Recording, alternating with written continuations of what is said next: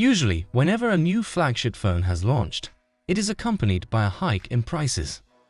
There are numerous reasons for this, like trying to achieve higher profit margins, cost of components or raw materials going up, offsetting inflation, more money spent on R&D, and so on.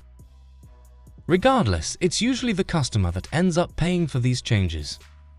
The good news is that if you were looking forward to the Samsung Galaxy S23 and were hoping that it wouldn't see a price jump, you could be in luck. According to the rumors, it has been suggested that Samsung could end up charging customers the same price for the Galaxy S23 as they did with the Galaxy S22. Keep in mind that the Galaxy S22 is not a cheap phone by any means, but at the very least there is a chance we won't have to pay more.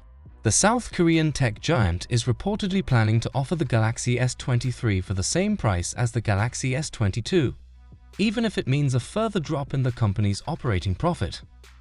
On the other hand, Apple is reportedly planning to price the iPhone 15 series smartphones at a premium compared to the iPhone 14 lineup, so that might give Samsung a reason to hike the prices of the Galaxy S23 series smartphones and compensate for the loss it had faced earlier.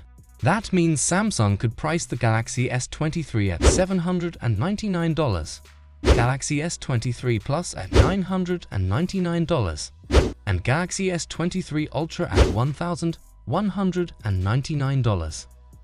It could increase its prices when the iPhone 15 series hits the market.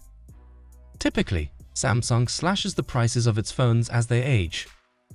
With the Galaxy S23, it might do the exact opposite.